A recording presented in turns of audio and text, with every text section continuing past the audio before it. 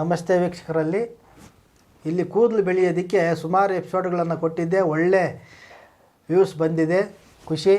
ಹಾಗೆ ನಮ್ಮ ಆಯಿಲು ಕೂಡ ಎಷ್ಟೋ ಜನ ತಗೊಂಡು ಅಷ್ಟೇ ರಿಸಲ್ಟು ಕೊಟ್ಟಿದ್ದಾರೆ, ಸೂಪರ್ ರಿಸಲ್ಟ್ ಕೊಟ್ಟಿದ್ದಾರೆ. ಅದರಲ್ಲಿ ನಾನು ಮಾಡಿರ್ತಕ್ಕಂಥ ಆಯಿಲು ಕೊರತೆ ಜಾಸ್ತಿ ಆಗಿ ಹೆಚ್ಚಾಗಿ ಮಾಡೋಕ್ಕಾಗಲಿಲ್ಲ. ಅಲ್ಪ ಸ್ವಲ್ಪ ಮಾಡಿದ್ದು ಕೊಟ್ಟಿದ್ದೀನಿ, ಒಳ್ಳೆ ರಿಸಲ್ಟ್ ಕೊಟ್ಟಿದ್ದಾರೆ. ಮತ್ತೆ ಕೇಳ್ತಾ ಇದ್ದಾರೆ ಮಾಡೋದಕ್ಕೆ ಸಮಯ ಇಲ್ಲ, ಸಮಯದಾಗ ಮಾಡಿಕೊಡ್ತೀನಿ. ಆದರೆ ಇಲ್ಲಿ ಇನ್ನೊಂದು ಸಿಂಪಲ್ಲಾಗಿ ಹೇಳ್ತಾ ಇದ್ದೀನಿ. ಇದು 3ನೇ ಎಪಿಸೋಡು, ಕೂದಲು ಬಗ್ಗೆ, ಹೆಣ್ಮಕ್ಳಿಗೆ ಕೂದಲು ಬೆಳೆಯೋದಕ್ಕೆ 3ನೇ ಎಪಿಸೋಡ್. ಇದು 2 ಎಪಿಸೋಡ್ ಕೊಟ್ಟಿರೋದು ಒಳ್ಳೆ ಇದು ರಿಸಲ್ಟ್ ಬಂದಿದೆ, ಒಳ್ಳೆ ಎಫೆಕ್ಟು ಇದೆ. ಇದೂ ಹಂಗೆ ರಿಸಲ್ಟ್ ಇದೆ. ಇನ್ನೂ ಸಿಂಪಲ್ ಇದೆ ನೋಡಿ. ಶಿಟ್ಟು ಅರಳು ಎಣ್ಣೆ. ಮೊದಲನೇದಾಗಿ ಕೂದಲು ಉದುರೋದಕ್ಕೆ ಕಾರಣ ಹೇಳ್ತೀನಿ. ನಮಗೆ ಯಥೇಚ್ಛವಾಗಿ ಪಿತ್ತ ಜಾಸ್ತಿ ಆದಾಗ, ಪಿತ್ತ ಅಂದರೆ ಬಿಸಿ, ನಮಗೆ ಬಿಸಿ ಜಾಸ್ತಿ ಆದಾಗ ಕೂದಲು ಉದುರೋ ಸಾಧ್ಯತೆ ಇರ್ತದೆ, ಅಥವಾ ಟೆನ್ಷನ್ ಆದಾಗ ಕೂದಲು ಉದುರೋ ಸಾಧ್ಯತೆ ಇರ್ತದೆ, ಅಥವಾ ಕಣ್ಣಿಗೆ ಹೆಚ್ಚಾಗಿ ನಾವು ವರ್ಕ್ ಕೊಟ್ಟಾಗ, ಟಿ ವಿಗಳು ಚಾನಲ್ಗಳು ಅದು ಇದು ನಾವು ಹೆಚ್ಚಾಗಿ ನೋಡ್ತಾ ಇದ್ದಾಗ ಕಣ್ಣಲ್ಲಿ ಬಿಸಿ ಉತ್ಪತ್ತಿಯಾಗಿ ಅದು ಬ್ರೈನ್ಗೆ ಹೋಗ್ತದೆ, ಹಂಗೂ ಕೂದಲು ಉದುರೋ ಸಾಧ್ಯ ಇರ್ತದೆ. ಆಮೇಲೆ ಬಿಸಿ ನೀರು ಸ್ನಾನ ಜಾಸ್ತಿ ಯಾರು ಬಿಸಿ ಸ್ನಾನ ಮಾಡ್ತಾರೋ ಅವ್ರಿಗೂ ಕೂದಲು ಉದುರೋಂಥ ಚಾನ್ಸ್ ಇರ್ತದೆ. ಅಲ್ಲಿಂದ ಆಚೆ ಕೂದಲು ಬೆಳೆಯೋದಕ್ಕೆ ಆಗ್ತಕ್ಕಂಥ ಪೋಷಕಾಂಶಗಳು ಕೊರತೆ ಆದಾಗಲೂ ಕೂದಲು ಉದುರುತ್ತದೆ. ಇಲ್ಲಿ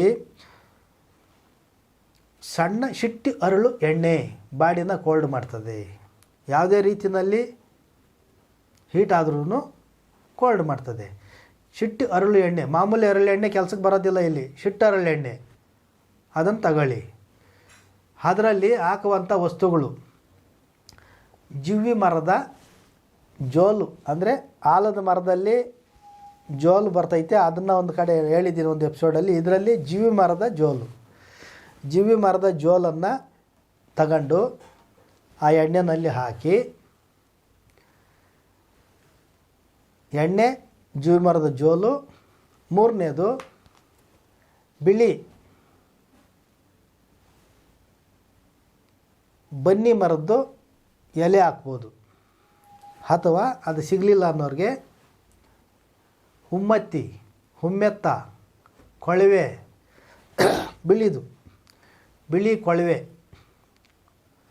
ಈ ಬಿಳಿ ಕೊಳವೆ ಸೊಪ್ಪನ್ನು ಆ ಎಣ್ಣೆಯಲ್ಲಿ ಹಾಕಬೇಕು. ಹುಮ್ಮತ್ತಿ ಎಲೆ ವಿಷಕಾರಿ ಆದ್ರೂ ಎಣ್ಣೆಯಲ್ಲಿ ಬಾಯ್ಲ್ ಮಾಡ್ತೀವಿ. ಆ ಹುಮ್ಮತ್ತಿ ಕಾಯಲ್ಲಿ ನೋಡಿ, ತಲೆಯಲ್ಲಿ ನಮಗೆ ಕೂದಲು ಯಾವ ಥರ ಇರುತ್ತೋ ಅದೇ ಆಕಾರದಲ್ಲೇ ಇರ್ತೈತೆ. ಉಮ್ಮತ್ತಿ ಕಾಯಿನ ಆಕಾರ ನೋಡಿದ್ರೆ ತಲೆಯಲ್ಲಿ ಕೂದಲು ಆ ಥರ ಆಕಾರ ಇರ್ತೈತಿ. ಭಗವಂತ ಗಿಡಮೂಲಿಕೆಗಳಲ್ಲೇ ಆಕಾರಗಳನ್ನು ಸೃಷ್ಟಿ ಮಾಡಿದ್ದಾನೆ. ಇದು ಏನು ಕೆಲಸಕ್ಕೆ ಬರುತ್ತೆ ಅಂತ ಗಮನಿಸ್ಬೋದು ನಾವು. ಕರಿ ಉಮ್ಮತ್ತಿ ತಗೋಬೇಡಿ, ಅದು ವಿಪರೀತವಾದ ವಿಷ. ಬಿಳಿ ಉಮ್ಮತ್ತಿನಲ್ಲಿ ಅಷ್ಟು ವಿಷಕಾರಿ ಇಲ್ಲ. ಕರಿ ಉಮ್ಮತ್ತಿನ ತಿನ್ನೋದಕ್ಕೆ ಆಗಲಿ ಯಾವುದಕ್ಕೆ ಆಗಲಿ ಬಳಸುವಂಗಿಲ್ಲ. ಇದು ಹಚ್ಕೊಳ್ಳೋದಕ್ಕೆ ಬಳಸುವಂಥದ್ದು. ನಿರ್ಭಯದಿಂದ ಬಿಳಿ ಉಮ್ಮತ್ತಿ ಎಲೆನ ಅಷ್ಟು ಎಣ್ಣೆನಲ್ಲಿ ಹಾಕ್ಕೊಳ್ಳಿ. ಆಮೇಲೆ ಮೆಂತ್ಯ ಕಾಳೆ ಹಾಕಿ, ಅಥವಾ ರುಬ್ಬಿ ಪೌಡ್ರ್ ಮಾಡಿ ಹಾಕಿ. ಇಷ್ಟು ಸಾಕು ನಿಮ್ಮ ಸಾಹಸ. ಇಷ್ಟು ಹಾಕಿ 21 ದಿನ ಸೂರ್ಯಪುಟದಲ್ಲಿಡಿ, ಅಂದರೆ ಸೂರ್ಯನ ಬಿಸಿಲಿಗಿಡಿ. 21 ದಿವಸ ಸೂರ್ಯನ ಪುಟದಲ್ಲಿ ಇಟ್ಟಾದಮೇಲೆ ಒಲೆ ಮೇಲಿಟ್ಟು ಸಣ್ಣ ಕಾವಲ್ಲಿ ಬೇಯಿಸಿ, ಆ ವಸ್ತುಗಳೆಲ್ಲನೂ ಚೆನ್ನಾಗಿ ಸಿಹಿಯೋ ತನಕ ಇದ್ದು ಸ್ವಚ್ಛ ಎತ್ತಿಟ್ಕೊಳ್ಳಿ. ಅದರಲ್ಲಿ ಏನು ಮಿಕ್ಸ್ ಮಾಡಬೇಡಿ, ಅಷ್ಟೇ. ಅದನ್ನ ಹಚ್ತಾ ಬನ್ನಿ. ಹಚ್ತಾ ಬಂದರೆ ನಿಮ್ಗೆ ರಿಸಲ್ಟ್ ಇರ್ತೈತಿ. ಇದು ಸಿಂಪಲ್ ಟಿಪ್ಸು. ಕೂದಲು ಉದುರೋದಕ್ಕೆ, ಕೂದಲು ಬೆಳೆಯೋದಕ್ಕೆ ಸಿಂಪಲ್ ಟಿಪ್ಸು.